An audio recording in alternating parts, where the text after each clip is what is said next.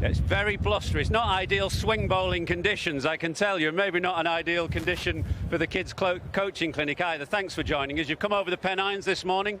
Yeah, happy to be here. Looking at your career record here, I still have to pinch myself when I see 651 wickets next to your name. How about you?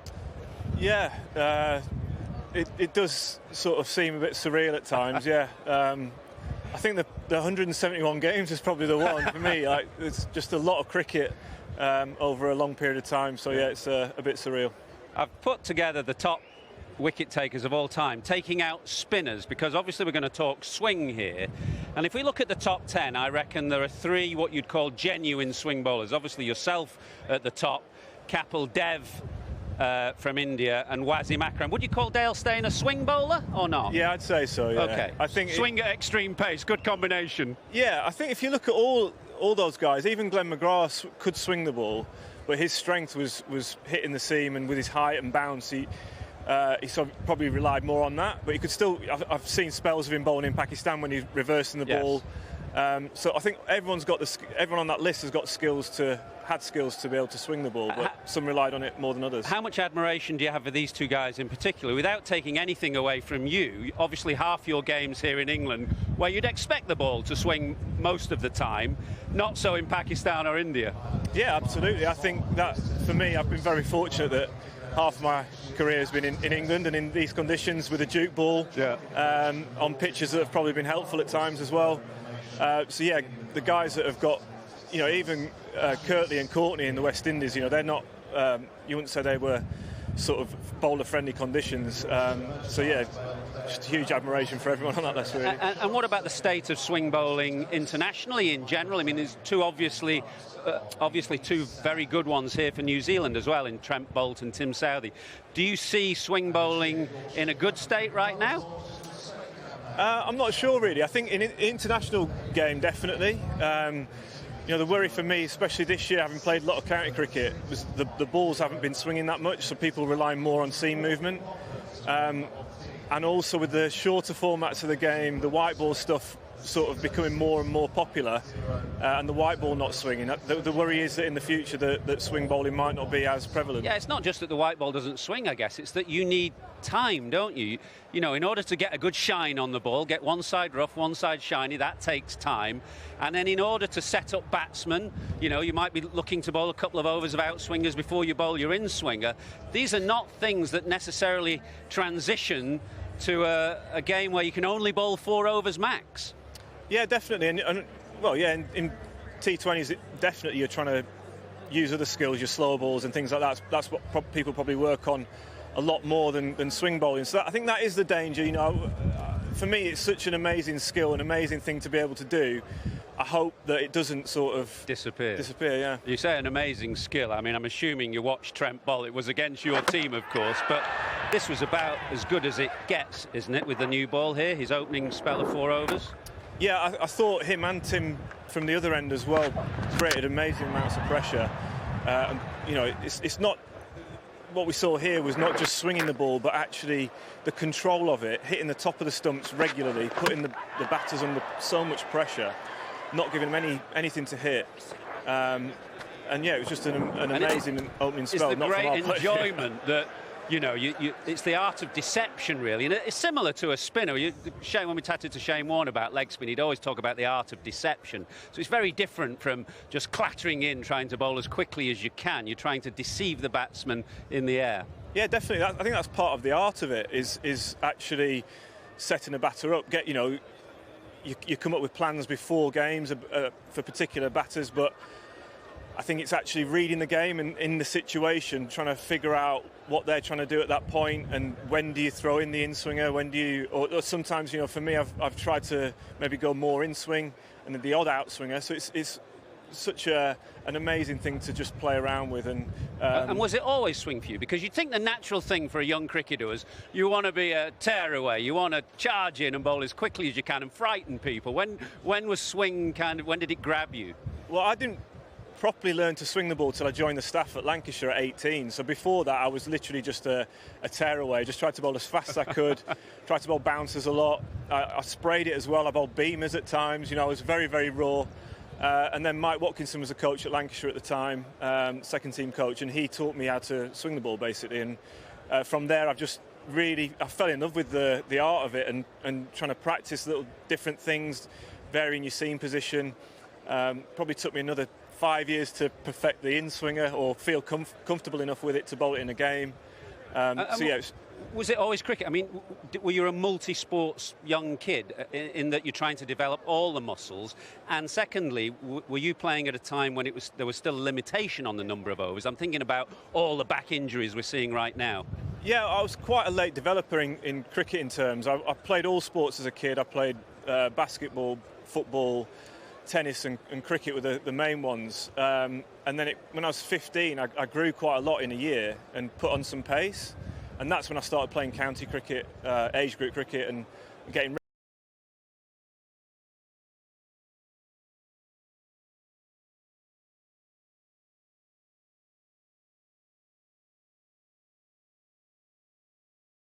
great skill, but also show some young kids. So this is Sam Jones, and what interests me here is all the paraphernalia that he's got. He's got this little hurdle that he has to leap over, and then he's trying to get through these cones. Now, Sam is 6, he's very young. I mean, what about all this stuff? Should he just be let to bowl without worrying about having to skip over a hurdle and bowl through cones? Well, I think at 6 maybe, yeah. But I mean, it's actually, you can put loads of cones out. You see people do it in all sorts of cricket, but actually here he's doing the right things. That hurdle there for the bound, that's a really good thing to have. And you want to try and control that jump at the crease and be able to hold it for a split second and then have the snap when you bowl. And then the cones, obviously trying to make him follow through straight down the wicket. Yeah. So all good things. Adam, who is 7, and we first saw Adam actually a couple of years ago. Mark Wood did one of these coaching clinics. So Adam was 5 then, he's 7, so he hasn't been put off by whatever advice Woody gave him. And what interests me here is that he's bowling with a split ball, a red and white ball. What's the value of that for a young swing bowler trying to learn the art of manipulating the ball? Well, I think the beauty of it now is, I didn't have this when I was growing up, but with camera phones, you can film every ball you bowl, or your parents can help, and you can see the seam position as it comes down. That's the beauty of this, is when you're trying to swing the ball, you want to get the seam position. Especially if you're trying to swing it away, you want to try and get it pointing towards the slips, and you can then even slow it down. You can get slow-mos and then just see if it's doing what you want it to be doing. Looks pretty good, doesn't he? Yeah, really good. Let's have a look. Rupert, so his dad sent in this video and said he's got an England shirt on, which is a good thing. I think this is Rupert Hallows from Edgeworth Cricket Club, which is in Lancashire, and he can bowl it, he can swing it both ways. So that first one went out, second one goes in, so he's got nice control. If you're a young kid, should you, and you can swing it both ways, are you looking to kind of major in on one skill and then learn the art of variation, or are you happy just to mix and match as you go? Well, I think if you're able to do it at that age, then go for it. Yeah. I'd just keep working at it. I think when I was growing up, I didn't have, whether it was the coaching or the ability just to figure out how to do it. And I just tried to bowl as fast as I could. But if you've got he's obviously got. It's got a bit of control. A head drop that you had, and still have. But don't that's mind not that a problem. either. Don't mind that. People were telling me that it was a problem, but I don't think it's an issue at all. But it's the control as well. If he's hitting the stumps, hitting the length, challenging the batters, getting wickets as well. That's what you want to do when you're playing cricket as a kid. You want to take wickets. So as long as he's doing that, then keep working at it.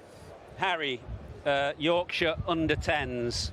It's got nice action, and lovely. We can get this slowed down from sideways on. The only thing I thought, and of course what do I know about it, is that front arm goes a little early, and he could use it a little bit more than perhaps he does. Yeah, I think that's probably the only thing I can see there, is that he could just hold on to that front side a little bit longer, be a bit stronger, pulling it into the body. And what's the advantage of pulling that front side in? It's literally just pace. It gives you a bit of extra pace, but he's got a good brace front leg, really good follow through. So lots of good things there. But one small thing would be that front arm. Well, we had a Yorkshire under-10s cricketer on, so we have to have a Lancashire under-10s cricketer. This is Ruben, who's demolishing the stumps. And the question he and his dad posed was that he's got a natural in-swinger. When should he start to learn to bowl the outswinger? I'm assuming for young kids, it is more natural to swing the ball in because your hand naturally goes one side of the ball, doesn't it? Yeah, it can be. I think it completely depends on the action. If your action could be just it allows you to do that more naturally than one way or the other. So I'd say, like, if you, again, as we just mentioned, if you're comfortable with that, with the in-swinger, then just every now and then just give yourself 5 or 10 minutes at the end of a practice or in an empty net, just trying to practice the outswinger and see if you feel comfortable doing it. Well, let's talk a bit about your art again. I texted Mike Selvey last night, a great former England swing bowler, asking him about the mechanics of bowling swing. And we all know that, you might cant the seam one way or the other depending on whether you want to swing it out or in. But he said the most important thing for him was the tip of that finger, that the ball has to come off the tip of the finger and you try and get the seam rotating backwards, and that your wrist has to be quite loose and you don't want great tension in your wrist. You don't want it kind of tense and stiff, and therefore to hold it in the fingers and have... He was talking about almost a yo-yo. Of course, kids wouldn't know what a yo-yo is these days. They probably don't exist. But that kind of action, trying to get the seam rotating backwards? Yeah, the way you get swing is to get those rotations back on the ball. So getting the ball to come off the end of your fingers and get the revolutions coming backwards, that'll allow it to swing through the air. The looseness of the wrist, I'm not sure about, because I remember when I was growing up, I watched a lot of Dominic Cork, and he had a really strong cocked wrist all the way in his run-up, right the way through to when he bowled. And that cocked wrist, I think, is important as well, to keep your hand behind the ball and allow your fingers to stay strong in that position. And it was Dominic Cork and Darren Gough who were the role models for you, I suppose? Yeah, for me, and Glenn Chappell at Lancashire as well. I was a big Lancashire fan as a kid, I still am. But yeah, those are the three that I probably focused in on and tried to copy as I was, that's what you try and do, isn't it? As a kid, you try and copy people's actions, and that's what I tried to do. So let's talk about the outswing. We've got you getting Will Young out here. And I wanted to ask about late swing. Where does late swing come from? It's a perfect seam position. It's obviously canted to slip and the ball swings. You draw Will Young into the shot.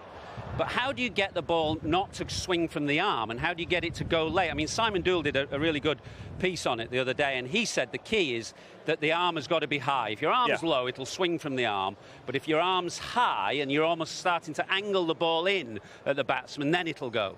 Yeah, that's the key to it, is getting the angle in, and however you can get that angle in at first. So for me, I try and keep my arm as straight as possible, as perpendicular as possible.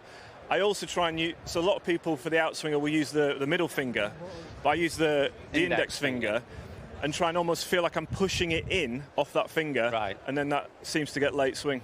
And we had an email from a young bowler who said that when he lands with his front foot, it splays outwards, which yours does as well, which would not be textbook style, I suppose. Has that caused you any problems over the years?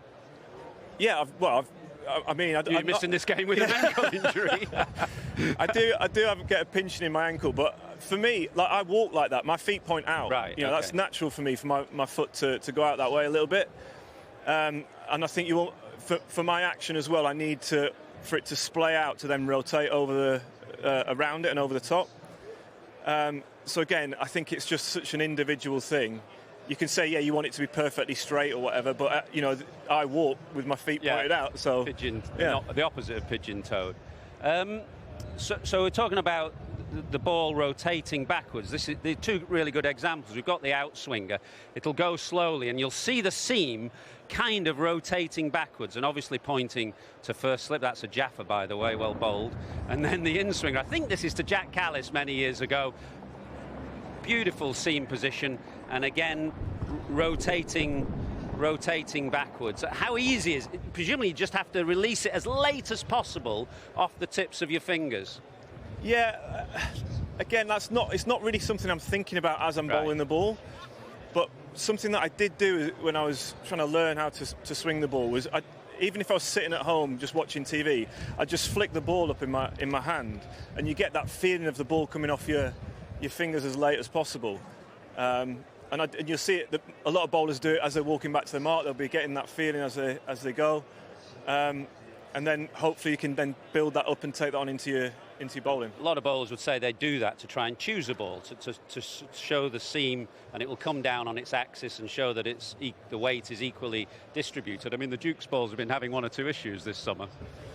Yeah, I mean, I don't really know what to look for at the minute with the ball.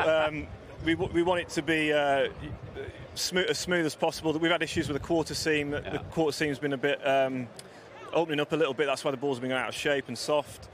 But generally, yeah, you want it as round as possible, as small. You want it to feel good in the hand as well. That's what we look for, like a big seam and just feel nice in the hand.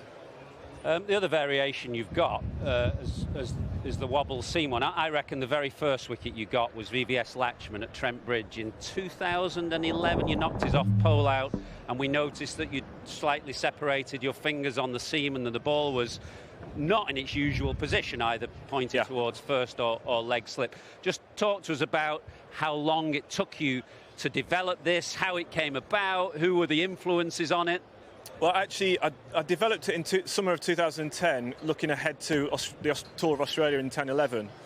And it was watching Mohammad Asif, actually, for Pakistan, how he did it. And I just went away with David Saker in the nets and tried to find out how to... It's interesting you mentioned David Saker, because after that dismissal, Chris Rogers, you pointed to the dressing room, and that's David Saker. Yeah. And clearly that the relationship between a cricketer and the coach is a really interesting one. Well, yeah. For me, David was a big influence because he helped me with that wobble seam ball. I then had a lot of success in Australia that winter, and I've developed it from there. That was more... I think it was just after a lunch break or tea break, and he told me to put in an extra cover for Chris Rogers, or a mid-wicket or something, and got a wicket from it. Let's have a look at one or two other young cricketers. Who have we seen? We've got Will here, who is 15 years of age, and he says he's only played 5 games, I think, in his life. And that looks quite nice for somebody who's hardly played. But I notice how tall he is. Did you go through a stage in your teenage years where you had a growth spurt, and how does that affect the natural length that you must learn to bowl with? Yeah, I was about 15 when I started to grow. I grew about a foot in a year, I think. I was quite one of the smallest in my year to one of the tallest. So it didn't really affect the length that I bowled. I put on some pace, so that was a bit sort of new, and then trying to find out how to go about things. It's just about bowling, really. You've got to keep doing it, keep trying to work with coaches or your teammates or teachers, trying to just help you out, and because it is a difficult period. You know, your body is changing. You've got to try and find what works for you through that time. I like this one, Kingston. He comes tearing in. I'm not sure he looks like a swing bowler. It looks like he wants to bowl as quick as he can. But we've already mentioned that slight head dip, which you don't see as a problem at all. No, I don't. I remember Sean Pollock was another guy I used to watch growing up, and he had the same thing, but no one ever sort of picked it up with him, really. But for me, when I started trying to bowl quick and try and bowl faster and faster, naturally my head just went down. Yeah. And as long as it's back up in time for you to see the ball getting hit back at you, and it's which is a real issue these days with how hard the batsmen hit the ball. Yeah, well, it can be. But for me, I think people always think that you've got to keep your head up to watch where you want the ball to go. But for me, it's all about the feel. It's about the feeling of the ball coming out of your hand. I don't really look at the pitch. I don't really look at anywhere to aim. I'm trying to almost look at everything as I'm running into ball. I'm trying to look at a bit about what the batter is doing, a bit of the front crease where my feet are going to land, and then the rest of it is all about the feel of the ball coming out of my hand. Charlie club in Surrey, I think it's Banstead. We get a nice front on of Charlie here as well. And does he collapse a bit at the point of release? He loses a little bit of height there, doesn't he, as he collapses with that front leg? Potentially, but so does Stuart Broad, and he's done all right. He's got 550 wickets. Yeah, again, I think obviously in an ideal world, you'd want that front side not falling away as much and the front leg staying a little bit stronger. But that could, again, with time, that can develop. This is Art as well, who plays for Dorset under 11s, and this is very similar. He's a right armour, sorry, and he sent us a lot of videos and he's got a lot of wickets. We've slowed it down because his question was that my front leg bends and collapses on release, and he said, will it correct naturally? Should I look to correct it? Does it really matter?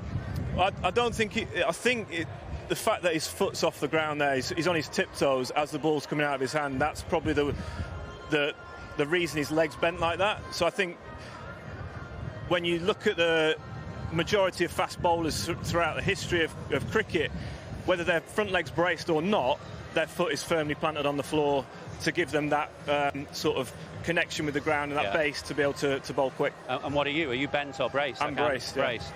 Yeah. We've got a couple more. We've got Collie's daughter, Kira. This was after play yesterday, bowling at Joe Root. Lovely in-swinger, does for Joe Root. What amused me about this was I watched very carefully how you bowled at Joe Root here at Headingley in the Roses game, and that is exactly how you were trying to get him out, and you did get him out in the second innings, although he got 100 in the first. Yeah, I've been giving Kira some tips there. That was fun actually playing against Joe. It's always great playing against good players. I bowled so much at him in the nets and not a huge amount in actual competitive games, so to get that chance to bowl at him, I bowled rubbish at him in the first innings, he got 150 and then enjoyed the second innings, but that's perfect. So just tell us, without giving away trade secrets, why were you looking to duck the ball back in at him? It was more to do with the wicket. That, it was the second innings of the game. Any variable bounce, you're looking to try and attack the stumps. There was a bit of reverse swing as well, which helps. Grayson is the last of our videos. We've got a bit more to talk about with your bowling, but I just wondered about the follow-through here. This looks great there, and then it rather stops. Yeah. And he could do with just driving through the crease a little bit more, would you say? Yeah, definitely. I think, as you said, all good up until that point. Really nice high front arm, strong sort of pull into the body there as well, and then it's just that back leg. That comes from having strong legs and being powerful. I think that's what we work on in the gym. We work on you look at Matt Potts, and he's got probably the perfect bowlers built from the ground bottom up. Half. But and so you have to show patience with bowlers as well, because I don't know how old Grayson is, but maybe 10, 11 or something. He's not going to have that yet. Absolutely. But as you just said, there's so much good stuff there leading in that you hope this stuff he'll be able to work on, just practicing trying to drive that back leg through and over a little bit more. But the rest of it's great. What about you bowling at left-handers, which has been quite unusual? The traditional way that an outswing bowler would bowl at left-handers would be from over the wicket. That's the kind of classic dismissal. But you've got so many variations and so many options. You seem to be able to do it at will from over, round, and probably more than most outswing bowlers, you've developed that round the wicket angle. Yeah, well, I had a real problem with left-handers at the early part of my career. Graham Smith was one of the ones there early on, and he used to give me nightmares because when I could only swing it in, that was perfect for him because he was so strong on the leg side. I just found it really difficult. As soon as I managed to get that outswinger going, that just gave me so many more options. I could bowl round the wicket, I'd start over the wicket and go across, and use that in-swinger as a surprise for the LBW, because I think also left-handers became wise to that. Yes. Looking for that pad early on or bowled early on, they were wise to that, looking for that, watchful of it. So the outswinger just gave me so much more options. So many more options. And then round the wicket it's something that I feel came pretty naturally to me once I had that outswinger. It's such a massive weapon to have.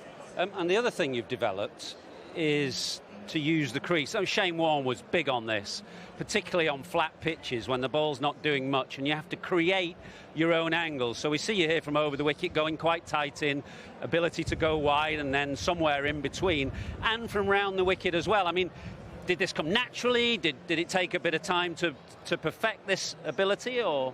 I think it's more, that's just experience and sort of playing the game and knowing when to do it and when not to do it.